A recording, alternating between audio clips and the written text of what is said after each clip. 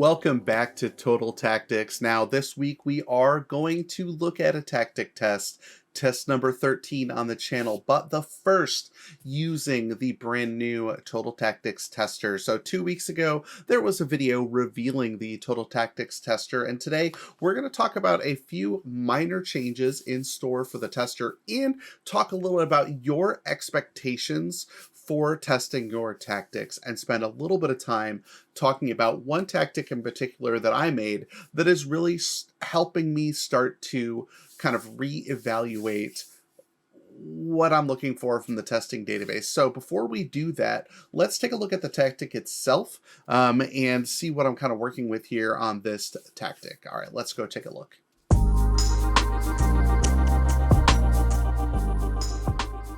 All right, so this is the tactic. It is a 4-1-0-4-1.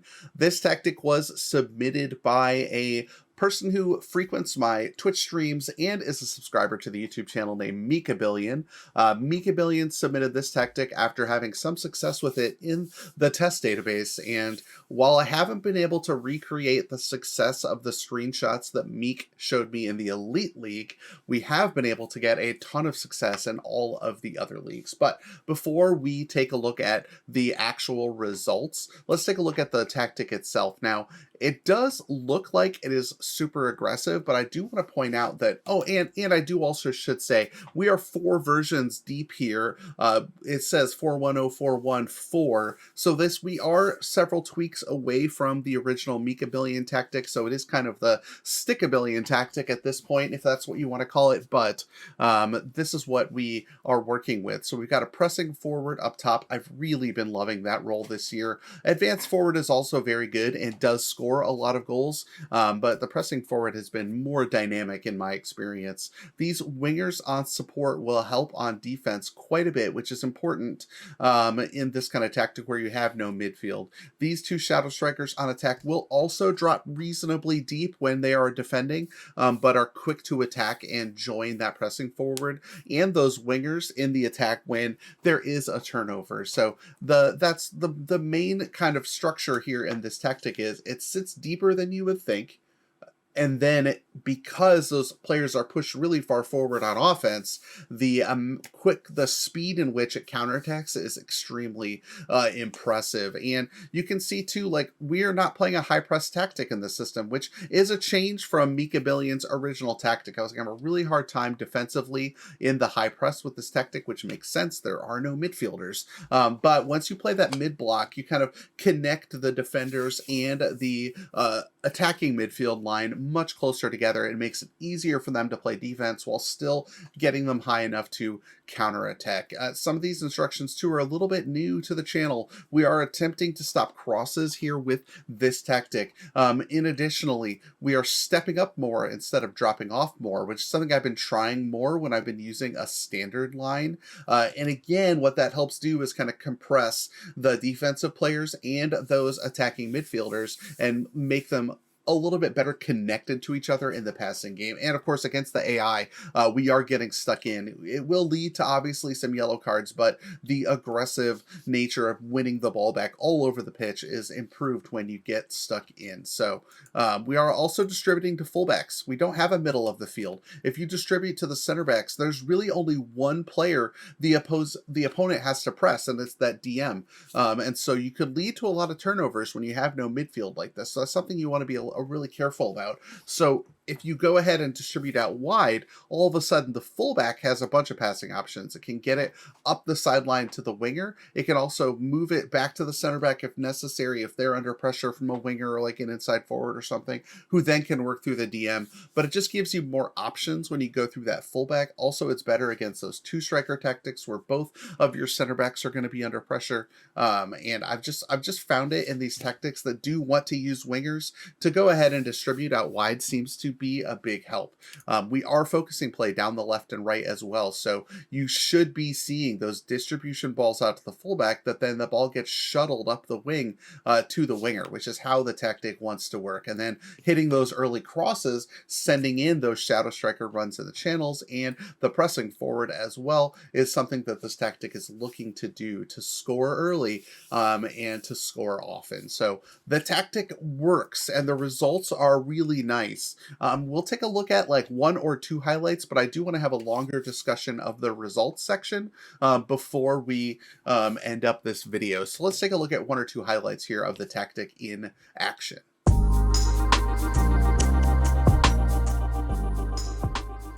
All right, so we're going to start this highlight off the throw in. There's going to be a turnover here, but the focus play down the left and the right is what I want you to look at, and the ability for the wingers to get involved in the offense. And then finally, look at some of the player positioning. We have Isak as the pressing forwards all the way over here on the throw in, but sitting reasonably deep are the wingers, Bailey, and Raspadori is one of the shadow strikers, which is something I talked about in the tactics section, is your players will sit deeper than you think on offense, despite those 4 players being in that AMC role. So this is going to be a reasonably swift counter here, but the build-up is going to go through the wing. So Polinia intercepts, Malinovsky steps in to clean up that pass, and on some other tactics, you might see Malinovsky kind of just keep the ball here through the middle and find Isak. But one of the things this tactic is trying to do is involve the wingers. So Malinovsky does hit it out wide here to Olise, and now Olise is the focal point here. So Olise has the ball out wide,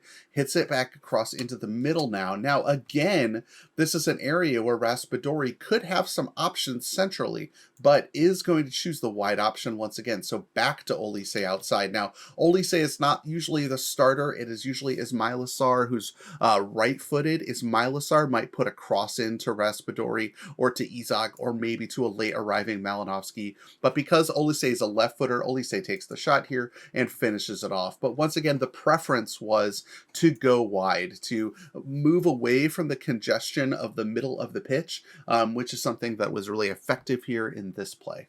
What I want you to pay attention to in this highlight too, and it's the second highlight and last highlight we'll look at for the tactic, is despite being a mid block, you will get some good pressing actions, especially when there's a turnover, because your offensive players are already so high up the pitch that they will try to win that ball back after a turnover, and it can result in some like profitable situations. So let's take a look here at this highlight and how it develops, because we are on offense here, and Raspadori tries to play through the middle to Isak, but Ronald Araujo just walks Isak off the ball. But look at, everybody is high. They don't just like bail out on the play, right? And so a simple little pass to Christensen, all of a sudden we're pressuring all of the passing options. Now, I'm going to back this up again. I should not have paused it, because the turn here by Isak is just, you know, we give FM a lot of crap for some of the animations, but the turn here is very smooth. And look at Ismailasar in space here. And once again,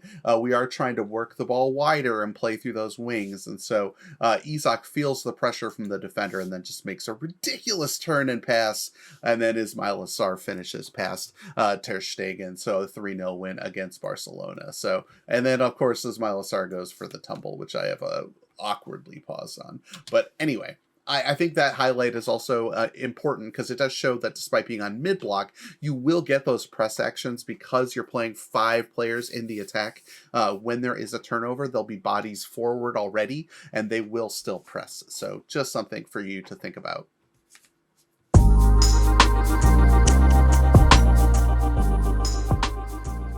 All right, let's take a look at some of these results. And right away, we'll start with the Underdog League, which is something that we just destroyed. 30 wins in 36 games to a tune of 94 points with this tactic. So this tactic should get the job done against those teams that you feel like you should be beating all the time in European competitions as well as in your league. 46 goals in 36 games for the pressing forward Alexander Isak, 31 assists for Malinovsky, Malinowski. If we look at a few more of the details here, and you can see 113 goals, only 28 conceded, just a phenomenal season. The average league, the tactic also showed reasonably well. 63 points in the average league, finishing second. We don't quite see the same goal return from Alexander Isak in this league, but we are seeing the biggest goal difference in the division. So you could see a couple results going the other way, and all of a sudden we're winning the division. And we'll talk about that in a little bit. And then also here in the balanced league, destroyed it. Just absolutely destroyed it. 93 points in the balanced league. It's extremely impressive. 35 goals for Alexander Isak, and you're seeing a bunch of central assists from Raspadori too as well. A lot of the play is coming outside, inside, right? So you're carrying the ball through those fullbacks and the wingers, who are then getting the ball inside to those shadow strikers who are able to find up front with Isak, because Malinowski and Raspadori playing as those shadow strikers combined for over 30 assists, which is just ridiculous. 35 assists, which is the same as Isak's goal total, which obviously isn't 100% connected, but impressive nonetheless. The problem is in the Elite League, dead last. First in the underdog, first and balanced, which is impressive because balanced is what most closely mirrors an actual league that you would be playing in with your team, where there's a few teams that are the favorites like Inter and Dortmund. Then there's our own balanced squad along with teams like Monaco, and then a bunch of other teams that kind of flesh out the league structure that you're used to. And so doing well in the balanced league is a very good sign for you and your tactic. But against the elite, it is not very effective. It has a negative 21 goal difference and only 31 points. So that led me to think, why? Why is it that the Elite League does so poorly? And one of the things that I want to call attention to is here on the tactics screen, you'll notice that the defensive pairing of Adarabioyo and Jope, and I picked Adarabioyo specifically for the extra jumping reach and the pace in the Elite League. That was a intentional choice, and I think he's very good. Like, there's not a big gap between Adarabioyo and like Gabriel Paulista. And Issa Jope as well is in there too for that jumping reach and strength and pace and acceleration against those top teams in the Elite League. But they have formed a negative chain, right? Because the Elite League is hard. But when I holidayed the tactic, when you go ahead and go on holiday, I told them to use that team selection every single match, which means once results went south and the defensive pair started playing poorly together, we kept putting them out there over and over and over again, which I think might harm the results. So something that I decided to test out is what would happen if in the Elite League I didn't lock in a tactic. So I went ahead and didn't lock in a lineup. And I went ahead and did that across all of the divisions. So I'm going to open up another file right now to show you the results of the exact same tactic without a team loaded into the Elite League. We're back. Here's the new results with the exact same tactic here in the Elite League, and you'll see right away we have improved to 7th in the table. Now, that's not like a massive improvement, but I will say the Elite League is very, very difficult this year. If you can muster a positive goal difference or a plus 50-point performance over the course of the Elite League season, and you're winning the other 3 leagues, you've got a hot tactic on your hand, and the tester has helped you get there. We are just short of that result here in the Elite League with the -9 goal difference and the 48-point total. But just to illustrate, it's a 17-point jump just by not telling the AI to play the same lineup with the exact same tactic. So obviously, slightly small sample size, but I do think like seeing it rise off the bottom of the table is important and very instructive. So something I might suggest to you is maybe in the Elite League, don't lock in a lineup. And also, I would maybe consider it in the Average League as well, because if you look at the results in the Average League, we also saw an improvement in both goal difference and points total in the Average League.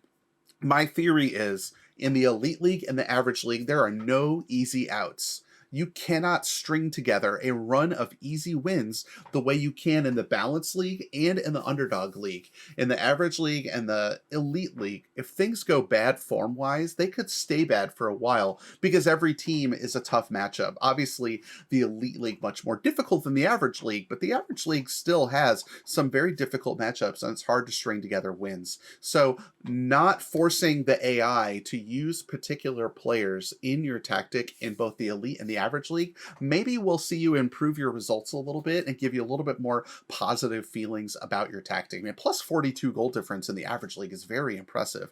But I will say, in the Underdog and the Balance League, it hurt a little bit. We weren't playing our best team in every game, and we couldn't gather the same amount of momentum that we were able to gather in the previous tests. So points went down in the Balance League and went down in the Underdog League, which makes me think it wasn't just variance. Instead, it is like in those leagues, grab the advantage with your best team and keep it. Keep putting out those best teams, form those green links between the players, and take advantage of the ability to lock in a lineup. So that's my advice to you. Lock in a lineup for the Balance League and the Underdog League. Do not lock in a lineup for the Elite League and the Average League. So hopefully that helps you see some improvement in your tests, and good luck with the tactic tester. Get involved in the Discord. There are 6 members now of the Patreon. I will put up a little video for them, not a video, screen for them at the end of the tactics video as well. But again,